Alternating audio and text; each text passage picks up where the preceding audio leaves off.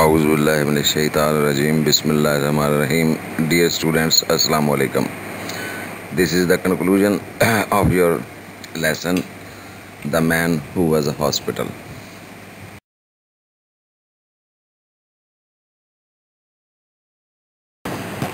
Dear students, the writer at last went to his medical man, his doctor, and after introductory remarks, he explained how he had discovered about his illness. तो मज़ाहिया अंदाज में अब doctor साहब के साथ इसकी meeting का अहवाल बहुत ज़बरदस्त अंदाज में उसने इसको एलेबोरेट किया है. I will not take up your time. मैं आपका वक्त ज़ाया नहीं करूँगा डियर बॉय, मेरे अजीज़ दोस्त डॉक्टर साहब को मुखातब करके, चूँकि दोनों भी पुराने जानने वाले हैं, दोस्त हैं, तो इसलिए dear boy, with telling you what is the matter with me, आपको ये बताने में मैं अपना वक्त और आपका वक्त ज़ाया नहीं करूँगा कि मेरे साथ क्या मामला है, क्या ख़राबी हुई है. लाइफ इज़ ब्रीफ, ज़िंदगी बड़ी मुख्तसर है. And you might pass away before I had finished, और हो सकता है मेरी बात ख़त्म होने से पहले पहले आप वफात पा जाओ. डॉक्टर साहब से मजाक कर रहे हैं कि मेरी बीमारियाँ इतनी ज़्यादा हैं कि मैं बताना बैठूँगा तो हो सकता है कई साल लग जाएं. But I will tell you what is not the matter with me, लेकिन मैं आपको ये बताता हूँ कि मेरे साथ खराबी कौन सी नहीं है, मुझे बीमारी कौन सी लाहक नहीं हुई है. I have not got housemaid's knee, मुझे सिर्फ दुनिया जहान की बीमारियों में से एक ये हाउस मेड्स नी जो है ये बीमारी लाहक नहीं है.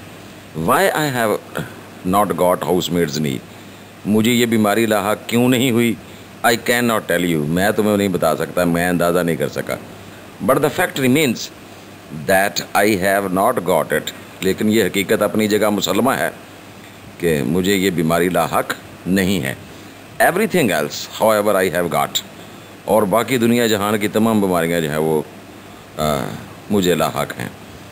And I told him how I came to discover it all, फिर उससे मैंने ये तफसील बताई कि ये सारी जो है मालूमात मुझे कैसे मैंने दरियाफ़्त की, कि ये सारी बीमारियां मुझे दुनिया जहान की कैसे लाहक हुई हैं. अब बेटे अगले हिस्से में, ये इख्तितामी हिस्से हैं लेसन के, तो ये बड़ा खूबसूरत डॉक्टर साहब जो है अब वो भी जो है वो समझ गए हैं इसकी गुफ्तगू से कि इस बंदा खुदा को कुछ नहीं हुआ है. तो अब वो भी इसका जो है ना बड़ा ज़बरदस्त मज़ाहिया किस्म का एक मुआयना करने जा रहे हैं. देन ही ओपनड मी, मतलब उन्होंने मुझे, ये कोई बॉक्स नहीं है सुना, तब उन्होंने मेरी जो है ना मतलब मेरी शर्ट वगैरह उतारी, ओपनड मी, मुझे खोला. एंड लुक्ड डाउन मी, और मुझे ऊपर से लेकर नीचे तक बगौर मेरा जायज़ा लिया. And clutched hold of my wrist, और फिर मजबूती से मेरी कलाई को पकड़ लिया. Clutched hold of my wrist. And then he hit me over the chest, फिर ज़ोर से ज़रब लगाई, मारा मुझे छाती पर. When I was not expecting it, जब मुझे बिल्कुल इसकी तवक्को नहीं थी. A cowardly thing to do, बड़ा बुज़दिलाना काम किया उसने, बुज़दिलों जैसी हरकत की, बता के मारता ना. अच्छा डॉक्टर है, आई कॉल इट, मैं तो यही कहूँगा कि बड़ा बुज़दिलों वाला काम किया, बग़ैर मुझे बताए धप मार दी मेरे सीने पे. एंड इमीडिएटली आफ्टरवर्ड्स, और ठीक फौरी तौर पर उसके बाद butted me with the side of his head. अब देखिए ये डॉक्टर साहब उसके साथ वही सलूक कर रहे हैं जो वो मुस्तहिक है वैसे ऐसे सलूक का. तो उन्होंने अपने एक पेडू की तरह जो है, जैसे कि पेडू जो वो टक्कर मारता है, उन्होंने डॉक्टर साहब ने भी अपने सर के साथ मेरे सीने में जो है वो एक टक्कर मारी. Butted me with the side of his head ऐसे. आफ्टर दैट, इसके बाद ही सैट डाउन. डॉक्टर इस तरह से तो नहीं करते, देखे ना, ये वो उसे चूँकि अंदाज़ा हो गया है कि इस पागल के बच्चे को कोई बीमारी लाहक नहीं है, बस ये वहम का शिकार हो गया है. ही सैट डाउन, फिर वो बैठ गए. And wrote out A prescription, और जैसे डॉक्टर लिखते हैं दवाइयाँ, उसे प्रेस्क्रिप्शन कहते हैं, नुस्खा लिख के दिया मुझे. एंड फोल्डेड इट अप, और तय करके and gave it to me, मुझे पकड़ा दिया. And I put it in my pocket, और मैंने ये नुस्खा जो था वो अपनी जेब में डाल लिया. एंड वेंट आउट, और वहाँ से बाहर निकल गया। तो ये डॉक्टर साहब के साथ इसकी मुलाकात इंतहाई दिलचस्प रही।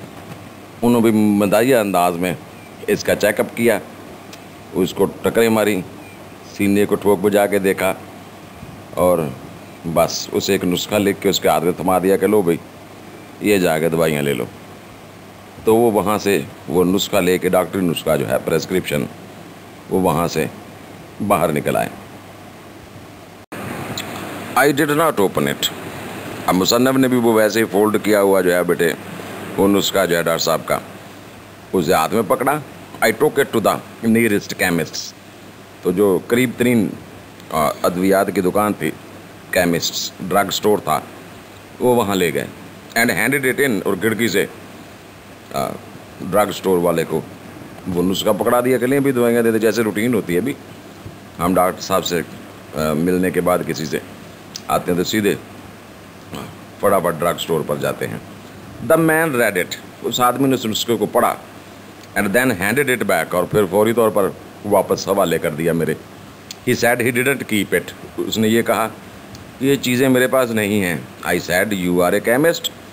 मैंने बड़े से पूछा कि भाई आप ड्रग स्टोर हो, मैं डॉक्टर का नुस्खा लेके आया हूँ, आप अजीब बात करते हो कि ये मेरे पास नहीं है सामान।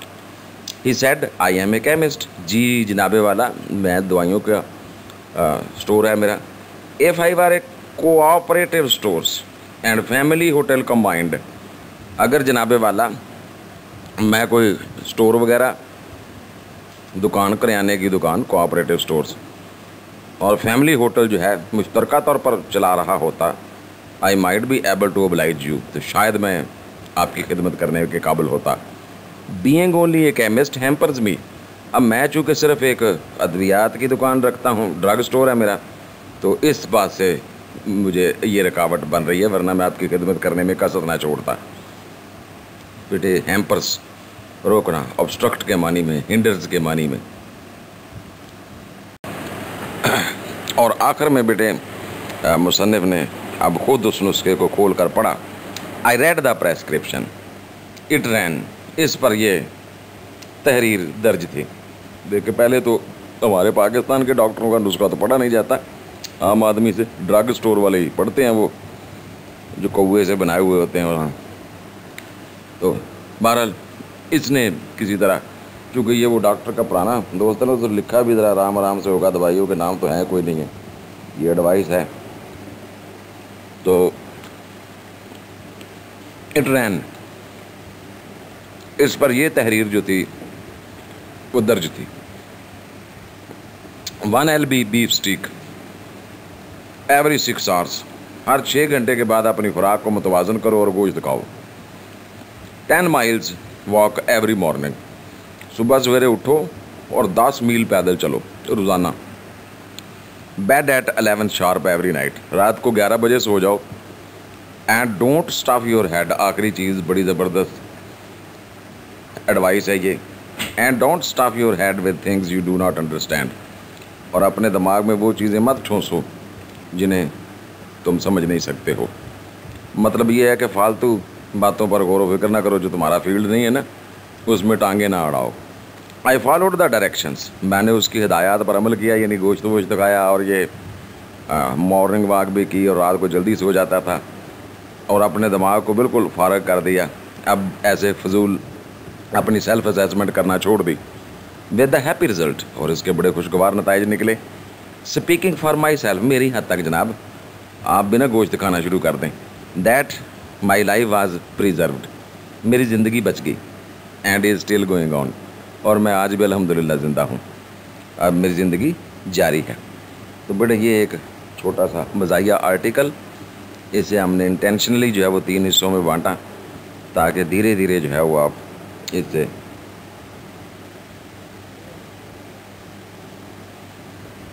जो है वो इसको समझ सकें। अब इंशाल्लाह अगले हिस्से में हम जो है वो कल इसके सवालात के जवाबात जो हैं देखेंगे। Dear students, this is the conclusion close of this article. The advice conveyed to us is very sane that a little knowledge is a dangerous thing. We should not worry about the things we have got no knowledge about, especially when we are sick, when we are ill. We should go to a specialist doctor, to a registered doctor. We should not assess ourselves. We should not become doctors ourselves. Otherwise, we will not be able to diagnose ourselves, because it is not our field. We are common people. तो बेटे, सबक का इस तरह से अख्ताम होता है कि हमें मुसन्निफ़ एक बड़ी मज़ाक के साथ साथ एक बड़ी अच्छी एडवाइस देते हैं। सेल्फ मेडिकेशन और सेल्फ डायग्नोसिस जो है वो नहीं करना चाहिए। बीमारी की सूरत में फ़ौरन डॉक्टर से रिव्यू करें। Thank you very much dear students for participating in today's very short session. Inshallah, see you tomorrow. Till then, thank you very much and goodbye. Allah Hafiz.